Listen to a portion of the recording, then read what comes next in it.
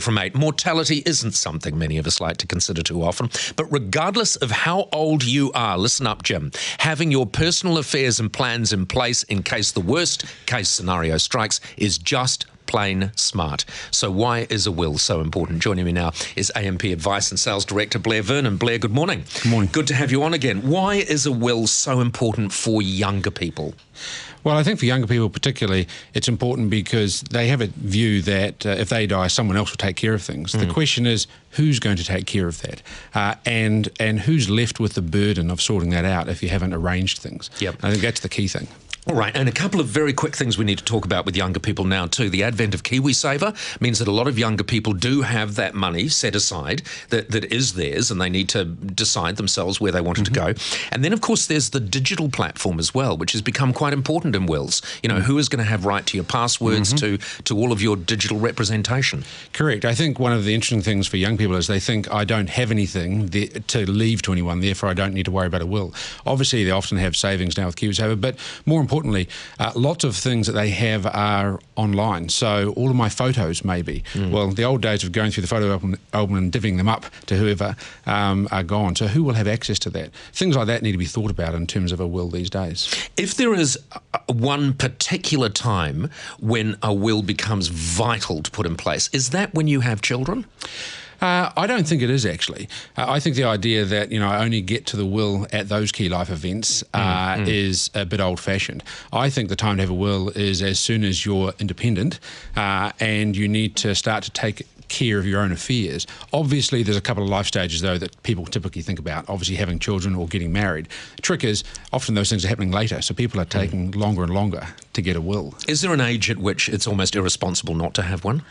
Well, I'm looking at Jim. Yeah, Jim sits here without a will. He's got children, he's got a wife, he's got, umpteen things going on. We know his children haven't got KiwiSaver, so he's probably... I know.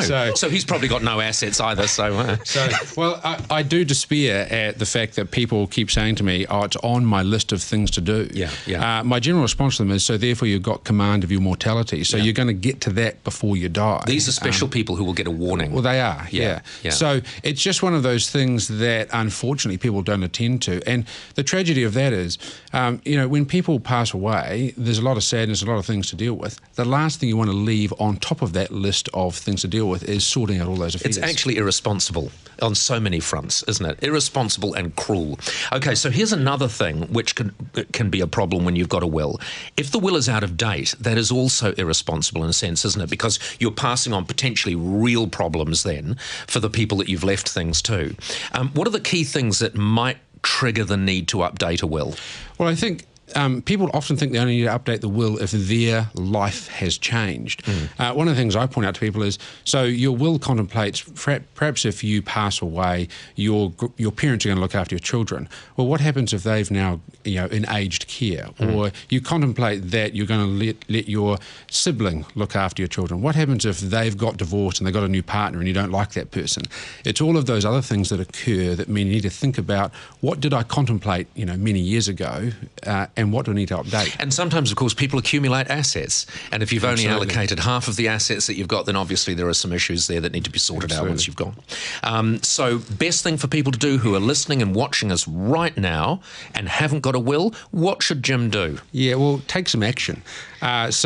You can go online and do it. There are services online now which take you all through the process. You can talk to a professional trustee company, obviously, or your lawyer, and generally, get on to the case. Take some action. That is the responsible thing to do, Jim. Are you going to do that today? Must get will today. Good. Blair Vernon, thank you very much for joining us again, AMP Advice and Sales Director.